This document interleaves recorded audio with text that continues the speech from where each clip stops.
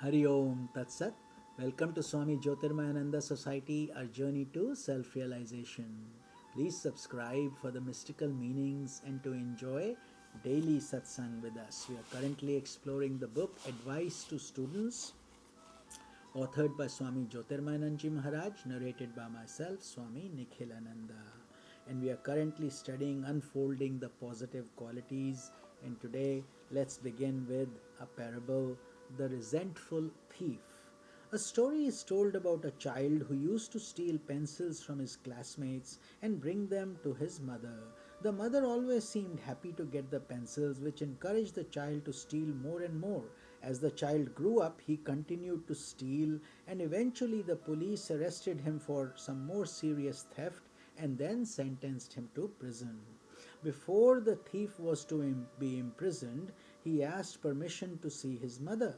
When she was brought before him, he went close to her ear as if he wanted to whisper something to her privately. Instead of speaking, however, he bit her ear. In surprise, she cried out, "Why are you doing this to me? Haven't I always been a loving mother to you?" The son replied, "That's just the problem, mother. Why didn't you slap me the very first time I stole that pencil? Why didn't you discipline me rather than encourage me? Why didn't you help me understand the importance of restraining myself?" So, regulate your life.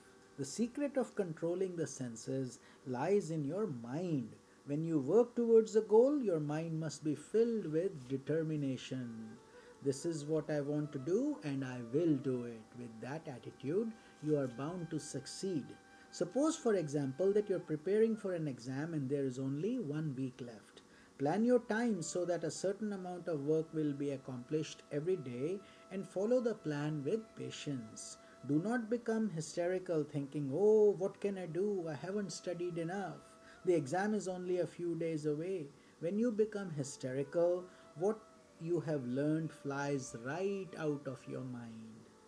Rather, plan things well and have patience. If you have disciplined senses, you will go on following your plan and will feel confident at the time of your exam. Controlling the senses means regulating your life, knowing when to sleep and when to get up, knowing how to schedule your activities so that day by day you accomplish something important. When the senses are not controlled, your mind constantly becomes distracted from its goal, and it is difficult for you to accomplish anything significant in your life. In the Bhagavad Gita, Lord Krishna says that you should be harmonized in eating, in fasting, in playing, and in sleeping. Include everything that is necessary in your life, but in a balanced way. Do not go overboard. Be moderate in everything you do, and always have a goal before you. Always to know where you're headed, what you want to accomplish. The energy of your mind and senses is like sunlight.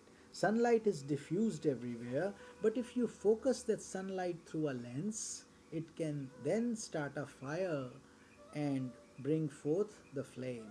Similarly, energy is scattered in your mind, but when you learn how to focus your mental energy by disciplining your senses, you develop a power by which you can achieve anything you want. Moving on to the next virtue of asteya or non stealing. Every ethical person knows that stealing is immoral and it should not be done. However, there are subtler forms of stealing that many people never reflect upon. If you hoard more than you need, if you come in the way of somebody's progress or take away other people's opportunities, or if you acquire something by adopting immoral or illegal methods, that is also stealing. The urge to steal results from the blend of greed and lack of control over the senses. Therefore, to be established in asteya or non stealing, one must learn to discipline the senses and root out the subtlest forms of greed. The secret of abundance is not to be greedy. If you do not have a greedy mind, you will have an abundance of things. If you become established in asteya to a great degree, Raja Yoga says, all the wealth of the world will be drawn to you. Next quality is Shaucha. Shaucha means purity of body and mind. Purity is of two types, physical purity and mental purity. Physical purity refers to matters of physical hygiene, personal hygiene, and health, etc. You must keep yourself clean by taking bath and washing your clothes. Physical purity also involves observing laws of health. You may wear the cleanest clothes, but internally, if you are filling your body with toxins from junk food or other impure foods, then you are not promoting true physical health or purity. Eating sattvic or pure food is very important for keeping you free from illness and for giving you energy and happiness. If you want to promote physical purity, you must evolve a lifestyle that allows your body to remain healthy through good diet, plenty of exercise, and sufficient rest. Mental purity implies being free of negative thoughts of lust, greed, anger, hate, pride, jealousy, etc. These negative qualities make your mind impure. Mental purity is even more important than physical purity. Mental purity, not impurity, sorry. Mental purity is more important than physical purity. Obviously, otherwise, an impure mind, as we all know, creates havoc and causes a lot of stress. The whole spiritual progress actually is nothing but purifying our inner self. So instead of negative thoughts, try to cultivate positive thoughts. Just as a house needs to be cleaned every day, in the same way the mind needs to be cleaned also. And how do you clean the mind? You do that by satsanga or good association. When you come to listen to spiritual teachings, when you associated with people who are calm and harmonious, and when you read the elevating words of sages and saints, your mind becomes pure. Let's study the parable of Saint Kabira and the pigs. Once some Islamic priest challenged Saint Kabir, a great saint and poet of the 16th century India. So to a debate on spiritual matters, they challenged him. Kabira accepted and told the students to come to his home on a certain day. On that day, prior to the group's arrival, Kabira tied up some pigs right in front of his house. He had done this deliberately, knowing how Islamic priests hate pigs. When they came and saw those pigs in their path, they became terribly upset. Speaking abusively, they shouted, "Oh, shame, shame, that Kabira is so full of mud and dirt that he keeps pigs in front of his door."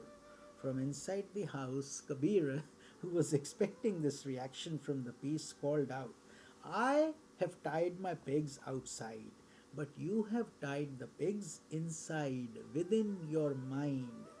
As the story implies, anger, greed, and jealousy are like pigs tied up within our minds. You must have a wonderful house and garden with everything kept perfectly clean and neat.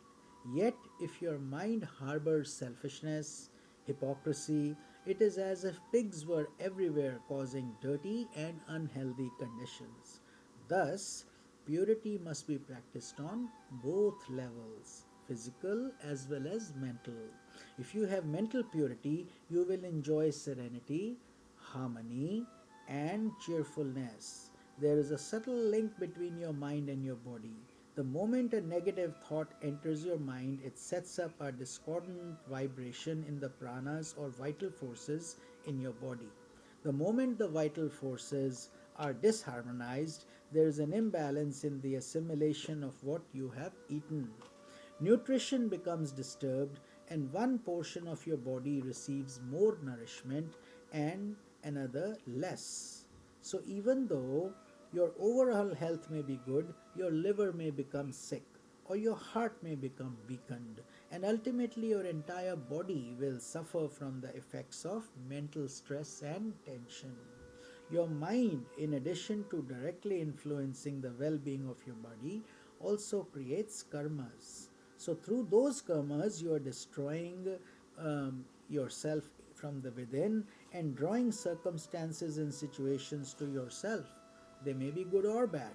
Therefore, purifying the mind or keeping it free of anger, hate, greed, and other disturbing sentiments is of vital importance in your daily life. So, all these qualities take time for us to practice and to perfection, where this becomes a natural habit. That should be our daily attempt, and this is why we do this short satsanga every morning, so we can contemplate and have something to work on every single day, just like we do all our other daily duties. This is Swami Nikhilananda. We will study the next positive quality, which is Atma Vinigraha in Sanskrit, they say, also known as control of the mind. And as you can imagine, it's highly profound and a very important topic. So I will see you in tomorrow's satsang. Hari Om Tat Sat.